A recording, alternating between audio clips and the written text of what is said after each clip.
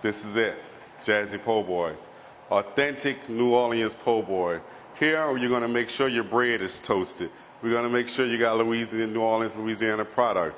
Blue Plate mayonnaise, Louisiana hot sauce, Jazzy's burgers. Anything that we can get that's New Orleans made, you're going to get it here.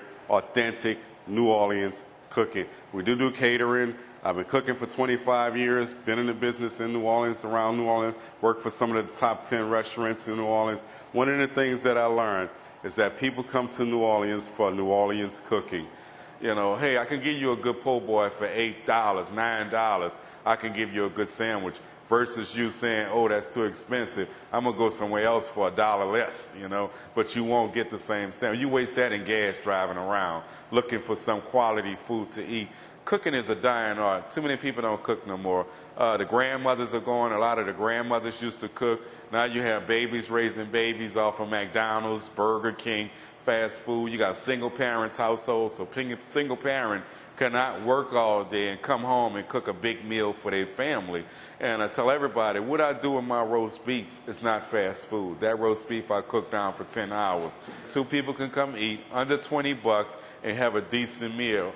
And that's what it was back during the Depression and back when they invented the po' boy. That's what the po' boy was. It was a cheaper sandwich that would fill you up and have you full. And that's what we're doing over here at Jazzy Po-Boy. And that's the commitment that I made to myself for the next 30, 40 years. As long as I can keep getting that Lionheimer bread, people don't have the money to go out and spend $50, $60 per person to eat these nice gourmet meals, you know, but they do have $10 in their pocket to come sit down and have a gourmet po' boy sandwich.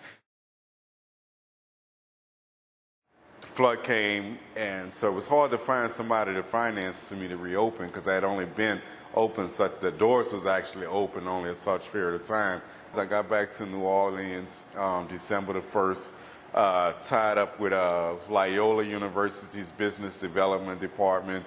And from Loyola contacted Xavier University Business Department, kind of find out that they did have a company that was ready to invest in some businesses in New Orleans. And so it was there that it really spearheaded that we got in touch with Seco, a company out of New York, that came in and financed me. And it was kind of tough because a lot of places was not taking care of small businesses, mom and pop businesses that was open.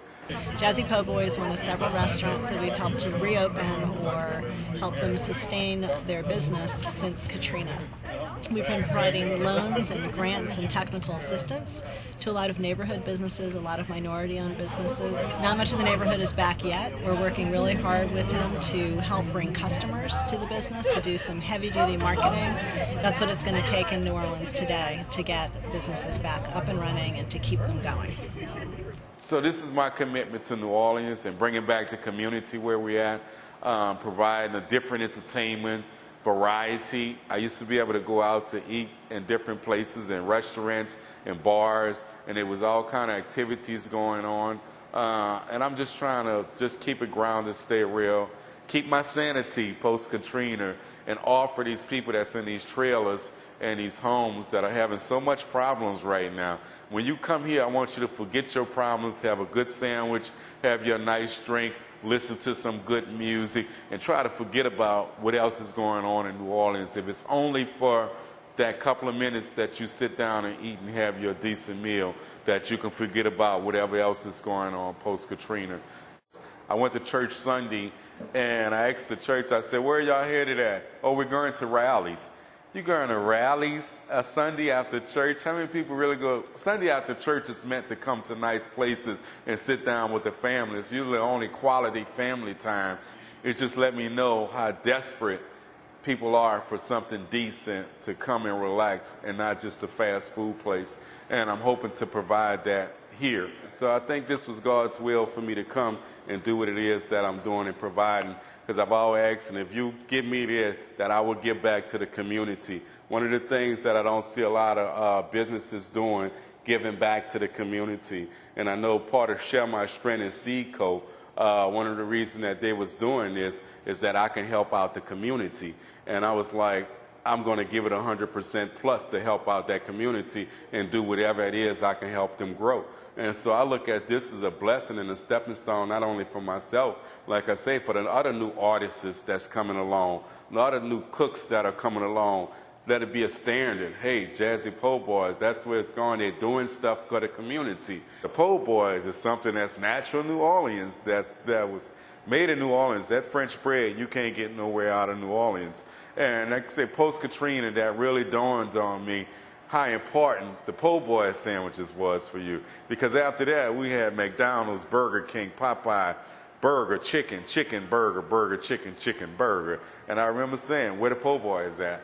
But one thing about a good Po-Boy is if you don't have Jasace's product, Leidenheimer French bread, Blue Plate mayonnaise, all of these things are natural in New Orleans. Put it like this, you do not want a generic cornflake, you do not want generic ice cream, you do not want a generic cookie. You know, when they get to these things, and it's like a po' boy, it's no substitution for a po' boy. And I know it was Leidenheimer, we did the po' boy preservation committee when I was part of Parkway Bakery and Tavern with Jay Nix. And props out to Jay Nix, man. You're doing a good job over there. Jay Nix, the building that he's working out in during Po' Boy, the nostalgia and the history of that building that served the Po' Boy kind of woke up my inspiration to want to do what it is I do. And it was like, it was always my goal. So I pretty much lived my dream through Parkway. When I was 16 years old, I said I'm going to own me a restaurant, a Po' Boy restaurant and a bar off to the side. At 16, I had Plan B. Plan B, Kevin, was to come work in New Orleans, in the French quarters, wherever I had to do, work until I was 30, 40 years old, and I was going to open a restaurant and bar by the time I was 40 years old. I made 40 years old December the 5th.